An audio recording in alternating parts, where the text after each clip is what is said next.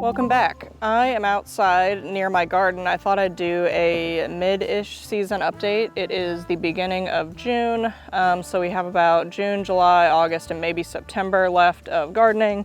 Ooh, I'm getting eaten by bugs. And I thought I'd do an update. I showed you guys earlier some of the stuff I was planning on doing, so I'm gonna show you some of that stuff that's growing now and maybe talk about maybe some of my plans for the fall. And also maybe show you some of the improvements I've made alongside the chicken barn and maybe some landscaping around the chicken fence area. So let's go. So to start out, I'm going to be talking about my raised beds, particularly these three that are in the front, as well as my little fox planter. Just put some hens and chicks in there. But as far as the things growing here in this front part of my garden, we have some penstemons. I don't remember the specific species name of this penstemon, but it is a Missouri native wildflower, so I like putting flowers here in my walkways as well as wood for shelter for bugs and frogs and things like that. And in this first raised bed, we have the raspberry plant, which I said I was going to remove from this bed, and I ended up not because it started growing and I felt bad and I didn't want to kill it. I need to weed this though. So we have the raspberry plant here in this one. And in this middle bed, I went ahead and just did zinnias again. I had zinnias in them last year, but something I noticed this year is not as many sprouted up. I don't know why. I did use a different kind of compost from the zoo, so I don't know if the sandiness of it kind of inhibited them or if the colder spring kind of made them start slower, but that's no problem. You can grow zinnias anytime during the summer, so I might reseed these bare spots, but I have some really nice big zinnias. I don't remember if these are the green ones or if they're a mix, but something will come out of that. Over here we have some echinacea growing, and we have some tick seed coreopsis growing here. Some kind of foamy, let's see if it'll focus. I can't get to focus. Anyway, there's like some kind of foamy bug. So those are about to bloom, so that's gonna be cool when that blooms. It's gotten huge from last year, so this is awesome that it's kind of got a good root set in there that'll come back every year. And you see it even has like a little baby version of itself. And here in this third section, we have another penstemon growing. This is from last year, so it's actually growing back from last year. The other one I had to replace, that's why it's so big and beautiful. This one is actually going to be growing back from the old one, so that will probably spring up more when it gets hotter out. And here in this third bed, we have a very pathetic zinnia sprouting. I had seeded it with zinnias and nothing came out, or at least like these little burnt guys came out. And then I reseeded it recently and I'm seeing little sprouts coming back out. So we'll see how this bed does. I don't know if it's, again, I think maybe this compost is not suited for the zinnias for whatever reason. So it is what it is. And on the back side of these planters, I've added toad houses to see, encourage the toads. I definitely have toads. I just want to bring them over here and give them little shelters. I felt this earlier during the day and it's like really cool inside, even though it's hot out. Here is the other toad house. Moving on to my larger raised beds, I have 3 beds to match the 3 smaller ones. Here in this first raised bed is my carrots that I said I wanted to grow. As you can see, they are growing quite large now, even though I've definitely had some kind of pest problem eating the leaves. They're still growing. They're growing new leaves in the center, even if those are eaten out. And I have plenty of other carrots that are a full form. I did thin them a couple times. I'm hoping that they're thinned out enough to where the carrot sizes will be good. I need to go through and weed these beds. So hoping for some good carrots. I'm not seeing any of them being ready to harvest anytime soon, but I'm excited to see if I was able to grow any carrots that were delicious or not. If they're not, I'm gonna be very sad, but it is what it is. And then this, I don't remember what this is called, but just like a nice little decorative thing. And then once these carrots are done, I might turn this into a pepper bed or something like late June,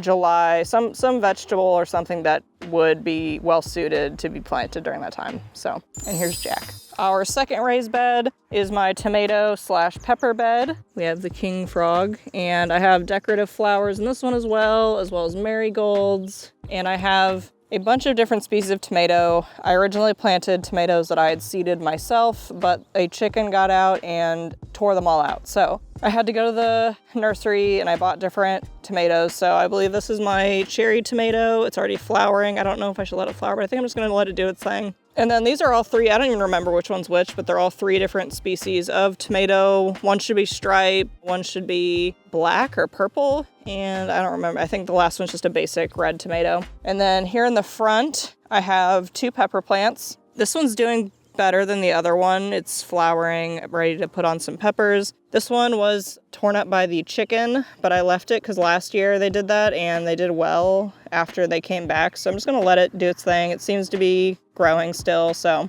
here in the tomato bed, you'll see these 4 posts. I am going to try a method of supporting the tomatoes where I put twine between the 2 posts and I interloop it with the tomatoes stem here. So I'd be supporting it as it grows, and then as it keeps getting taller, you keep adding twine up, and then it will support itself like a ladder. I just want to see if that'll work this year and see if it's able to support its fat tomatoey asses. So, and here's apples.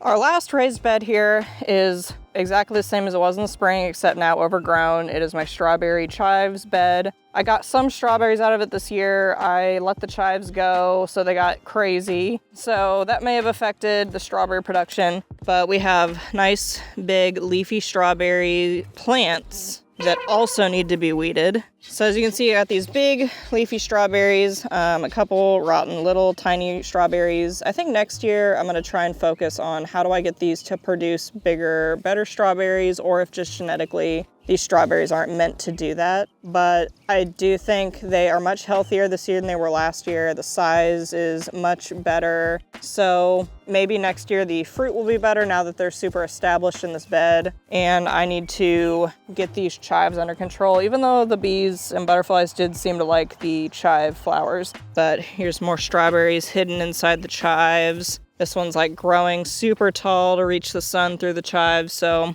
and you can see there's some strawberries down in here. So didn't prioritize these this year, but it is kind of a neat little wild bed that I can cut back eventually. And alongside in the walkway, we have a rogue hose handle, but also we have some echinacea that's about to flower. And over here, we have a volunteer sunflower from last year's sunflowers. I'm just gonna let it keep growing here in this pathway. I think it'll be cool. I know that the roots of sunflowers sometimes kills off other plants, but I think because this is a raised bed, I'm just gonna see what happens to this corner, but I think it should be fine. And the last pathway plant we have here are some skullcaps. They are flopping. I don't know why. They seem to be alive. They're not really broken at the base or anything. They just are lazy and laid down. This one seems like there's nothing really wrong with it either, just decides to lay down. But they both seem alive and about to flower, so I don't know why they're laying down like that, but I'm hoping that these do okay this year, and then I'll have the roots in the ground and they'll grow back next year, so don't die. And now we're getting to the back of the garden. I just want to point out there's a lot of volunteer sunflowers. Some I'm just kind of letting grow because they're just randomly in the ground. This was my sunflower row last year that I've kind of let get overgrown, but I do plan on suffocating this eventually and trying to rehab it to be something. But there's plenty of volunteer sunflowers still trying to come up through here, so I don't know if I'll save those or not when I suffocate this row, but that's a mess. And we have this little end cap here that I need to clean up a little bit, but we have some froggy hennin chicks. They do well in containers. That's why I plant them in there so that they'll come back next year and just be just something, you know, in a planter.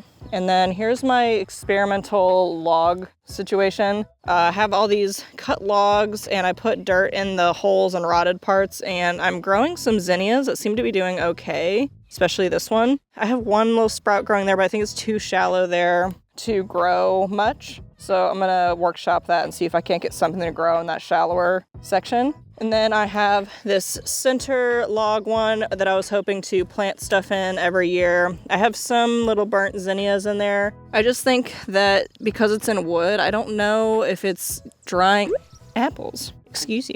I don't know if it's just drying out too much, but I might see if I can maybe plant something bigger that's in here that'll do better. I don't know. I want to have a flower growing in there by the end of the year, so. And along the edges, I have chamomile. I think it would be really cool because chamomile, if you let it go to seed, will reseed itself. So I'm hoping to maybe have volunteer chamomile plants here next year. And they seem to be doing well. They're like twice the size that they used to be. So I'm really hoping that these flower. These cats are all over me. But cats love this section. They love sitting up on these logs and hanging out. Oh, Why are you always doing that? It's disgusting. And one of the things I said I was gonna do, and I did get done, was expanding this section out and killing the grass. This is very recent, so there's still paper sticking out. I need to clean up some edges and maybe put a little more paper and mulch here near the end. But this is my fruit bush area. Here in the front row, we have my bush cherries. I believe that's called a Romeo bush cherry.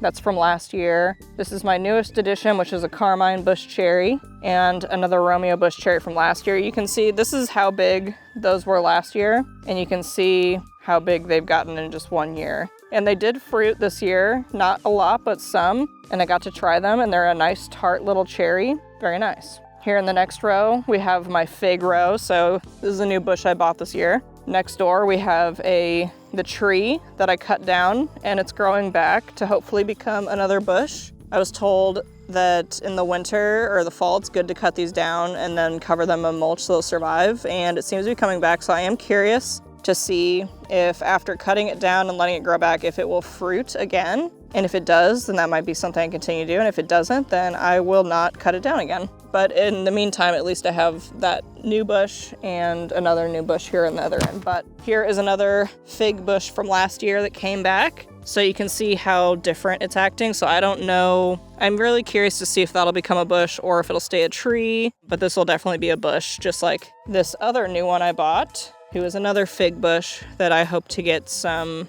nice fruit off of this year. But that is the 4 figs. And in the back here, we have a volunteer sunflower, the biggest of all of the volunteer sunflowers that I'm letting just be itself, live its life. And this is my blueberry row. So I have 3 different species of blueberry because apparently it's better to have different species and they'll pollinate and it makes more fruit apparently. So this is my Duke blueberry. It's really weird because it kind of barely had leaves, but it made a ton of fruit, and it's getting a little more leaves, but you can see it has like a bunch of fruit on it already in its first year. So that's kind of cool. Next we have my, I think this is, let's see, I left the tags on. I think it's called a blue crop blueberry. According to the tag, it's a mid-season fruit, so I might still get fruit off of it. There are some tiny ones, but not really anything substantial. And then our last one is going to be my pink blueberry, and she looks healthy. No fruit. I don't know if she's a late fruiter or if she just doesn't want to fruit this year, which is totally fine. I get it. It's your first year. You're shy.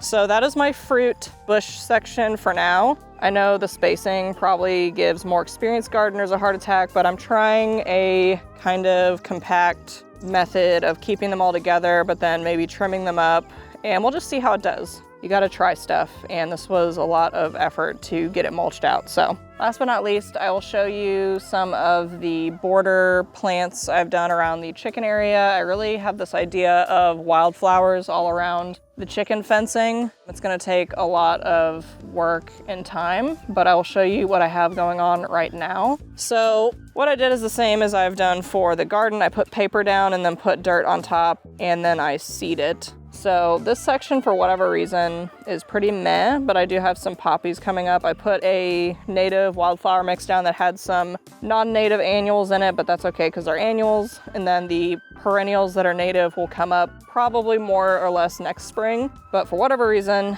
this section is just not having it. But then for some reason, this section's doing amazing. As you can see, a lot of those non-native annuals, mostly poppies, came up. They're all curled up because it's getting a little dark out. It's not focusing for some reason. Anyway, so we have some of those non-native annual poppies. There's probably some perennial seeds deep in there that aren't going to even attempt to come out until next spring. And then we have a lot of invasive weeds like bindweed, which I hate. But, you know, still some poppies coming up here. And then I have a little bit more of it going around, which this is a lot younger of a section. It looks like crap right now, but I'm hoping with just some faith and time next spring, this will be looking a lot better. Anyway, so here is just a quick drive-by of the side of the chicken building. This is kind of messy right now. I do plan on mulching it to get it a little cleaner, but I have some native eastern bee balm here that is doing really well. It did flower and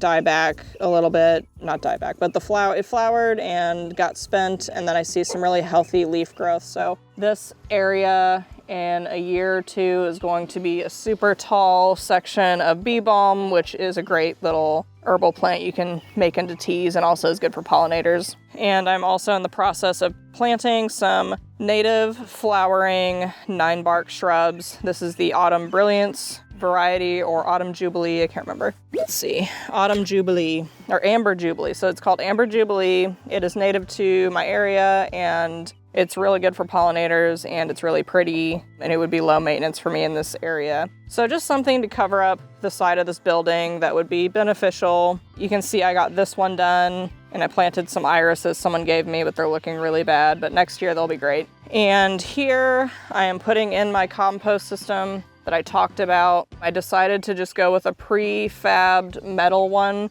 because with everything I've gotten done this year, I just wanted something that I could someone else makes it, I get it, I put it together and I set it down. It also being metal, it should last a really long time, and I can also resell it if I decide that this isn't for me anymore. The size itself is nothing crazy, but I figure it's my first time doing a really large compost thing. I'm only a certain size and I can only handle so much, so I think this smaller size would be great. There's actually supposed to be a third bin, but I'm running out of time in the day to make the third one, but I thought I'd show you where I'm at with that. So I make the third bin, join them together, level it out, and this is where I'd have my compost at. And I left a little room here on the left because I want to do a carbon compost bin, which is basically your dead leaves and sticks and things like that, and paper shreds that I can keep handy if I want to mulch things or if I want to add it to the compost. I can get more into that in a separate composting video, but this is where I'm at with that. And Apples is being a hooer. More 9-bark, just trying to beautify things. Got some native, I believe it's called a yellow coneflower, native to my area. Everything's gonna look really sad, and the next year it's gonna be like the better version of itself. Tried to beautify this area a little bit, put some thyme on the ground in an attempt to get it to grow in between these rocks that I put down as like a pathway.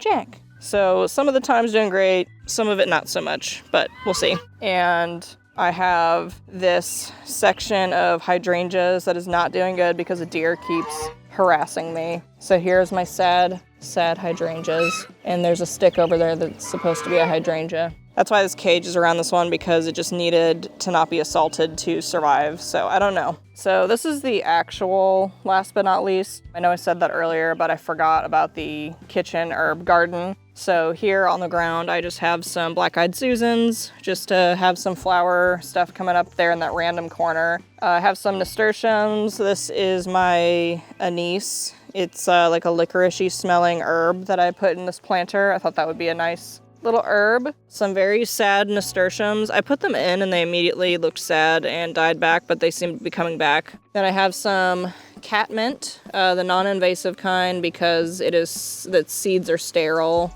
I can't remember the exact Latin name of this one, but it will not spread. So that's nice. So it'll just stay here and come back every year, which is fine because it would be nice for pollinators. Got some marigolds here on the borders. And I have 3 different types of sage just for fun. I've got I think this is like a standard or a purple one. I love tricolored sage. I really like the taste of it in meat. And then this is just pineapple sage. I have no idea what to do with it, but I just needed something to put here. And of course, my sad nasturtiums that it'd be a miracle if they flowered. And in our last bed, again with the marigolds on the bed, some sad nasturtiums, my basil, which for some reason was really sad and is coming back. I don't know. I had put this new zoo compost in everything, and I'm starting to think, I don't know. I don't want to blame it, but it is weird. This is the thyme that I planted last year. It survived all winter and it's looking big and beautiful. Here is some spicy oregano because she's nice, and then my beautiful rosemary.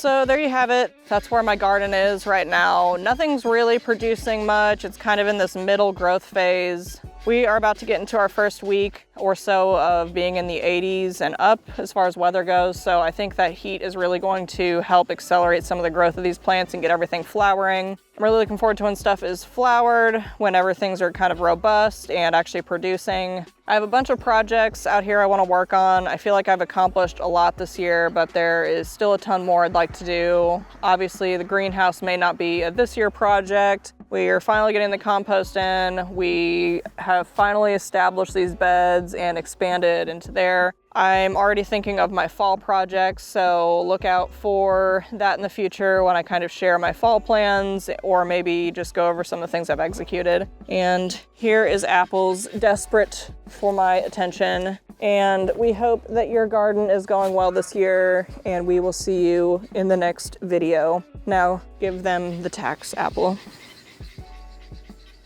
She doesn't play those games. Anyway, bye.